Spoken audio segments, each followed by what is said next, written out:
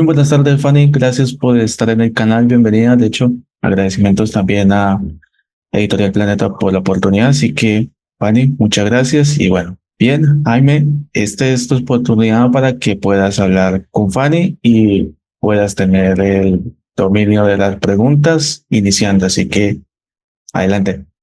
Bueno, Fanny, queríamos iniciar con una pregunta sobre la infancia. Tenemos entendido que su abuelo y su padre influenciaron mucho sus escritos y su pasión por la lectura y la escritura. ¿Podría hablarnos un poco de eso, por favor? Me hablas de la infancia. La infancia es de todos, pero la mía es a partir del cuento. A mí me contaba una amiga de mi mamá, me daban la sopa con Caperucita, con el gato con botas, con Cenicienta, pero vengo de dos familias de lectores y de dos familias de intelectuales. Entonces yo crecí con mi abuelo Tomás González, esto era en las vacaciones, leyendo en voz alta para sus nietos, pero él no leía cuentos para niños, él nos leía el delirio del Chimborazo de Bolívar, lo que pensaba Santander, porque él era muy político, fragmentos de la obra de Alejandro Dumas, fragmentos de la obra de Dostoyevsky, fragmentos aquí, allá. De eso me di cuenta yo después, ya cuando empecé a crecer, a escribir. Ese era mi abuelo. Ahora, mi papá era también un gran contador de cuentos y ese era el que me daba la sopa a mí, que no me quería tomar. Pero en una familia donde mi mamá leía, solo que la manera de leer de mi mamá era a sabiendas. Ella no era aventurera en lecturas. Ella quería que le dijeran este libro es bueno. No se le podía llevar sorpresas. Averigüe qué es esto. No. Estos libros como Sinué el egipcio, por ejemplo, por ciertas cosas de Dostoyevsky como El jugador, como Por siempre verde, cierto tipo de cosas que leía muchísimo. Mi tía Mercedes también era lectora. Mi hermana ha sido una lectora increíble. Entonces, yo crecí entre historias, mis propias historias de princesas, de príncipes, de reyes. Y lo que más me asombra a mí ahora es que siempre recogí las historias de los demás sin darme cuenta.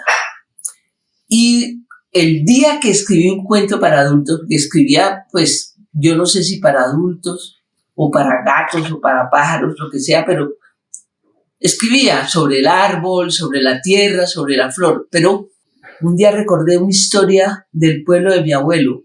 A una mujer, me acuerdo que se llamaba Erlinda, y puedo decir el nombre porque ya no existe hace mucho tiempo. Era una señora muy blanca, ella de nariz punzante, a quien el novio la dejó metida. Entonces ella enterró el vestido de novia. Entonces ese fue uno de mis primeros cuentos con adultos como personajes. Y muy impresionada, ¿no? Porque yo veía a esa mujer sacando la tierra con las manos y con una pala y barriendo después cuando había enterrado el vestido. Todo me lo imaginaba. Él dice que empezó a leer sobre religiones y sobre la reencarnación y sobre el espíritu aquí y acá, y descubrió que la religión que más le acomodaba era la católica, que a la hora del té era la más permisiva, la más humana de las religiones, pero pues que tampoco le interesaba. Esa era la historia de él con la religión. Ahora, un cultor del Quijote, eso sí, le encantaba el Quijote y siempre lo he contado ya, pero a papá no le gustaba que uno entrara a la cocina, porque él decía que él prefería a la hija sentada al lado de él, hablando de las bodas de Camacho, o hablando cuando Don Quijote salva a los que van apabullados por los caminos, ¿no? Cuando empiezan a quemar los libros y él sabía la lista de los libros y la lista de los caballeros. Mi papá sabía todo, el caballero empezando por el caballero La Triste Figura, ¿no? Y seguía con los otros caballeros y al don San Lorenzo, y eso es lo que quería decir.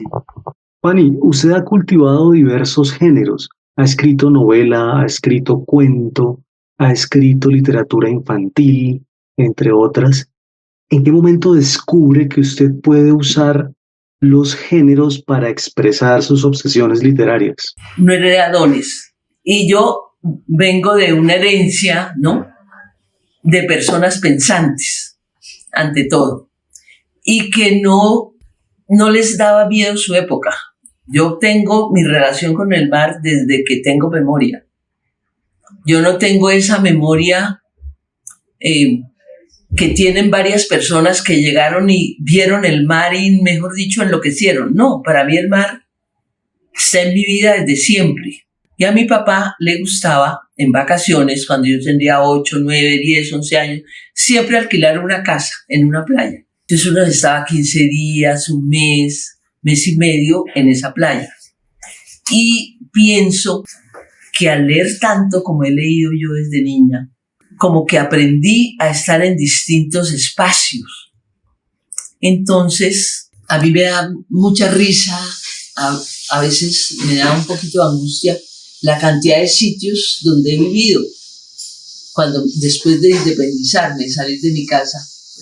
Y es que he vivido en apartamenticos de 2x2, donde podía entrar de medio lado, con unos vecindarios poco razonables, unos vecindarios así como mi mamá decía, de una calle donde vivía en Bogotá, que era la calle del pecado, tomándome el pelo, claro, pero porque se veía una gente. Sí. Y de pronto unos espacios gigantescos, en una ciudad acá, en otra ciudad acá. Entonces, a mí me gusta la gente y me gusta escuchar historias de la gente y puedo imaginar, puedo recrear, puedo hacer mi película mental. ¿Quién se movió? ¿Cómo se movió? ¿Cómo levantó la mano? ¿Cómo es capaz de la ira o del amor o de la tristeza? O cómo, que también he conocido muchas personas que sencillamente no sienten nada por nadie. Así como he conocido gente apasionada a morir por los demás, así no lo sepa, porque hay gente que no lo sabe. Hay gente que va por el mundo casi que obsequiando y desperdiciando afectos, ¿no? Pero hay gente, porque he conocido 2 o 3 personas, entre ellas la persona, el hombre que me llevó a escribir En torno al frenesí, lo conocí y me lo han dicho, me lo han preguntado varias veces. ¿Existen personas así? Yo le contestaba a una amiga de mi hermana que me hacía esa pregunta, era peor, porque él sentía todo por los demás y después no sentía nada por nadie. Entonces hacía un daño, pero asombroso, ¿no? Sino curiosamente a mí nunca me llamó la atención, como digo, como personaje me llamó la atención desde el primer momento, pero nunca como persona. Gracias, Fanny, por esas bellas respuestas y bacano, Jaime, por las preguntas. Y bueno, le doy el paso a también un colega de Fanny, un escritor, Jesús Ovallos. Así que Jesús, bienvenido. Yo sé que recordaste a Fanny en la entrevista que tuvimos no hace mucho con Miguel Rivas, así que coméntanos un poco. Bueno, primero que nada, pues saludar a la autora que pues a mí me causa mucha admiración su obra. He tratado como de conseguir la medida que voy encontrando por allí, sobre todo en las librerías, cualquier reedición, cualquier nueva obra. Y Fanny, pues una escritora que yo referencio como una de mis escritoras favoritas. Y siempre pensaba que si tuviera la oportunidad de hablar con Fanny, o sea, o mejor dicho, voy a aprovechar para preguntar acerca de los escenarios en la obra de Fanny, que además, o sea, que oscilan de alguna forma entre lo urbano y lo cercano al mar, ¿no? Como lo cercano a, pues como lo vemos en los Pañamanes, por ejemplo, que son escenarios que de alguna manera están cerca de lo que es el escenario costero. La pregunta que le iba a hacer era, ¿Cómo escoge Fanny el escenario que más se adecua a su historia? Si Fanny piensa primero en su historia, y si se siente alguna, de pronto, si se siente más cómoda en alguno de esos escenarios, si prefiere de pronto lo urbano o lo rural, o lo, bueno, o lo costero, quiero decir. Los he vivido, los he sentido y mi memoria los ha copiado. Mi memoria siempre ha copiado sitios, pero también relaciones con los sitios e historias de los sitios. Hay cosas que yo nunca vi, que me contaron y las puedo describir, ¿no? Como si estuve ahí. Yo tengo una historia para niños que yo la viví, que estábamos en la sala de la casa de mi abuelo escuchando a mi tía tocar el piano. Mi tía Merce estaba tocando el piano cuando entró una serpiente. Y yo recuerdo que yo salté encima del piano, que tenía como se dice, una cubierta, que era un pañolón de seda español. Esa era la cubierta del piano, ¿no? Mi tía saltó primero que yo, es obvio, porque yo pude saltar sobre el piano. Y mi abuelo sacó la serpiente con otra gente, y entiendo que no la mataron, entiendo que la echaron al monte. Y eso yo lo recuerdo con colores, con el color del paño que tenía el piano, de ese pañolón de seda que tenía el piano. Recuerdo los gritos de las señoras, porque era como una fiesta que se detuvo un momentico. Recuerdo un 31 de diciembre, muerta de fiebre. Yo estaba con una fiebre y esperando que nadie se diera cuenta, mirando a los adultos bailar. Y eso me parecía tan maravilloso, pero tan maravilloso, cómo se movían, cómo bailaban, la música. Me quedé dormida en la silla, amanecí en mi cama. Pero recuerdo algo que nunca vi, que eran unos vecinos del pueblo de mi abuelo que tenían una casa enorme, y eran como 3 matrimonios y una mano de muchachitos, y nunca tenían un peso. Entonces, cuando alguno trabajaba, traía un mercado y hacían una olla de sancocho gigantesca, y los muchachitos empezaban a llorar, que qué hubo, que cuándo, que a qué hora llegaba la sopa, el sancocho. Y decía mi tía Merce que a veces se comían la yuca casi cruda, que era lo primero que empezaba a salir blandito, se la daban a los chinos para que callaran, mientras ya la carne estaba lista, la costilla, ¿no? O el pescado, lo que fuera. Yo eso nunca lo vi, pero lo recuerdo como si lo hubiera visto. Ahora quisiera hablar sobre una de mis obras favoritas de la literatura colombiana, que incluso la conocí por recomendación de nuestro amigo Jaime, que dijo, vea, usted tiene que leer a Fanny Buitrago, hermano, que no sé qué. Yo, bueno, por allí tengo el libro y cuando lo tomé, pues no pude despegarme del hostigante verano de los dioses. Es una novela sarcástica. De alguna forma se acerca un poco como lo que es el periodismo gonzo en su concepción, y después va avanzando pues en su propia estructura literaria. Pues también es, o sea, y pues muy fiel a su tiempo, el tiempo en el que fue escrita. Hay ciertos más que señalamientos o retratos de lo que es de lo que eran los círculos intelectuales en esa época. Es una crítica que, pues, cuando uno ve la obra y uno dice, hombre, esta crítica incluso puede aplicarse a lo que es ahora. Pero quisiera preguntarle directamente a Fanny si ella cree que los círculos intelectuales de este momento histórico que estamos viviendo de alguna forma son similares a los de aquella época, y que de manera muy entretenida, sagaz e inteligente, Fanny retrata en lo que es el hostigante verano de los dioses. Lo que yo he visto en mi manera de transitar, ¿no? He visto mucha gente muy inteligente, mucha gente que escribe muy bien, pero que no le gasta el tiempo al compendio, la formación total, sino que se creen que es escribir y ya. Y como escriben bien, no tienen problema, nadie les va a encontrar defectos, pero les falta lo que se llama el corazón, la piedra, la fortaleza, la fuerza. Es una. Lo he visto en varios que escriben muy bien.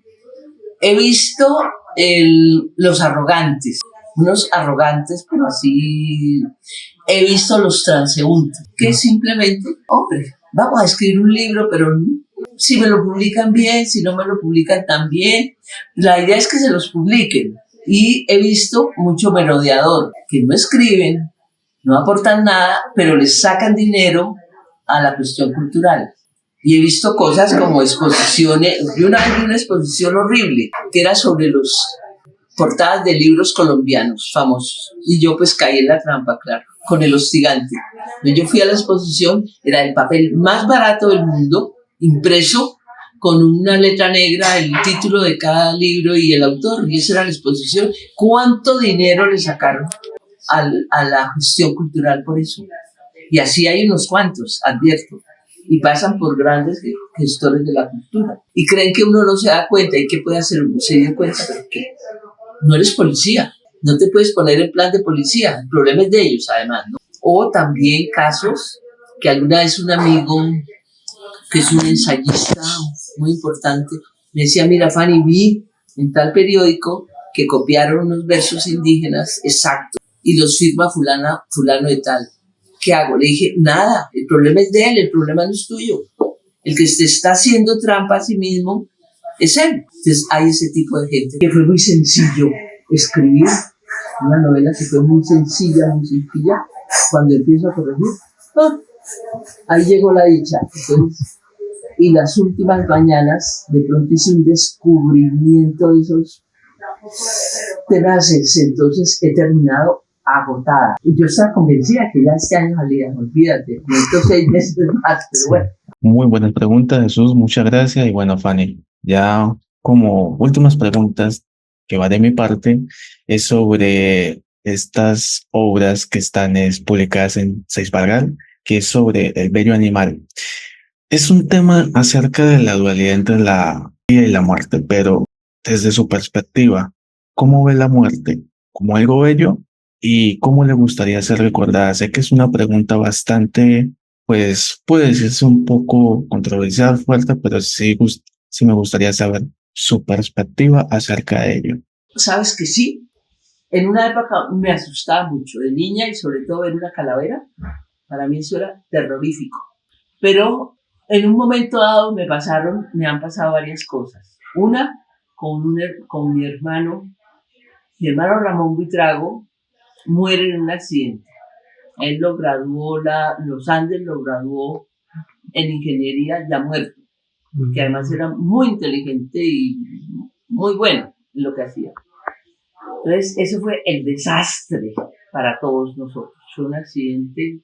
Mi hermana se fue con mi hermano. Mejor dicho, eso fue una cosa terrible. Mi mamá, entonces, yo ya tenía apartamento aparte, pero me estaba quedando con ellos. Como a los 8 días que pasa esto, yo me despierto por la noche, por la madrugada, y lo veo sentado al frente mío, vestido de jeans. Me llamó la atención que tenía sandalias, camisa azul, y me dice, no llore, ¿por qué molestan? Yo soy libre. Dile a mi mamá que yo soy libre, que dejen de llorar. Así más o menos fue. Él tenía una novia, me acuerdo que se llamaba Lucía, que llama a mi mamá y le dice exactamente que Ramón le había dicho lo mismo que me dijo a mí. Exacto, ella soñó, pero ella soñó. Exacto. Mi hermano Luis llama a decir que lo había sentido acá, atrás, y le había dicho lo mismo. Entonces, la muerte ya deja de asustarle a uno tanto, si la gente es capaz de llegar. Yo soñaba mucho con él, siempre junto a una reunión grande o una fiesta. Y siempre decía, camina, vamos, ven, va. Y él siempre me decía, vine a saludarte, pero me tengo que ir. Siempre el mismo sueño, ya hace mucho, por lo menos 5 años que no sueño con él. Pero entonces uno ya se le quita como el miedo, como que hay algo más. Y bueno, y ahí tengo otras historias al respecto, no muchas, te advierto, pero me han sucedido cosas diferentes con gente que se ha ido. Y en la pandemia me pasó con un vecino que lo vi, se rió, me saludó, saludó, tenía una camisa divina, no sé qué, y le digo a mi hermana, mira, Enio el italiano, lo vi con una camisa floreada y me ha saludado tan bonito. ¿Cuándo? Le digo, pero ayer, y me dice, no, si se murió hace 15 días, Enio. Bueno, ya, el tipo iba despidiéndose porque lo vio otro vecino. Él iba despidiéndose de la gente, de los amigos. Entonces, la muerte a mí ya no me asusta tanto. Y mi hermano no era santo, ni el italiano tampoco, ¿no? Entonces, la muerte es otra cosa. Y bueno, referente a la pregunta, complemento con otro tema también de ese mismo bagaje de la editorial, y es sobre en torno al frenesí. Es un tema que perfeccionó cada escritura, lo que has hecho, cada evolución. Entonces, ¿ha usted perfeccionado el tema sobre el lenguaje del amor en este libro? Es que el amor tiene tantas variantes, tantos lenguajes, y últimamente he trabajado eso, ¿no? Que ustedes los hombres son capaces de inventar unos amores que no existen, porque son unos amores absolutamente físicos, ¿no? No tienen nada que ver ni con el espíritu, ni con la manera de ser de la persona, ni siquiera con la belleza física, sino es la apetencia, la soberbia física, ¿no? Y al revés, hay mujeres que son capaces de inventar amores que tampoco existen, pero que son completamente mentales. Entonces recuerdo unas amigas de mamá que hablaban, no, fulanito no, porque ese es muy materialista. Ese no es capaz de traer una flor. Y resulta que yo he conocido hombres capaces de mandar flores, regalar joyas, y no. Lo único que les interesa es el establecimiento. Y hay mujeres así también, que se enamoran es del establecimiento, del estado en que están. Pero que la persona, ver a la persona o se enferma, o cae en un problema terrible, entonces esa persona ya no existe. Y entonces yo no entiendo, si tú, vamos a dar un ejemplo, que tu novio, tu amante, tu marido, tu hermano, tu papá resultó un asesino en serio, que ahora las películas siempre tienen ese tema. Entonces tú lo dejas de querer. ¿Cómo? Yo no entiendo cómo se puede dejar de querer a una persona por las cosas malvadas que ha hecho. Puede que lo rechaces, puede que digas no quiero verlo, pero que el sentimiento se acabó. Yo no entiendo eso, no me es posible entenderlo. Pienso que hay cosas muy prefabricadas, muy para los demás. Bueno, y por último, la pregunta que se le hace a todo invitado que es querido, que es bastante, pues, muy apreciado, es ¿cómo define todo su trabajo en una palabra? Creo que yo soy escritora para escribir lo que no he leído, los cuentos que no he leído. He leído montones de cuentos buenísimos, pero cuando escribo un cuento es que no lo he leído. Fanny, la verdad, muchísimas gracias por la oportunidad, por el espacio, y bueno, también agradecimientos a Editorial Planeta por el tema del enlace. También Jaime, gracias por poder referenciarla, y por supuesto Jesús por mencionarla. Yo sé que ahí estamos todos conectados en una misma línea, así que Fanny, muchísimas gracias.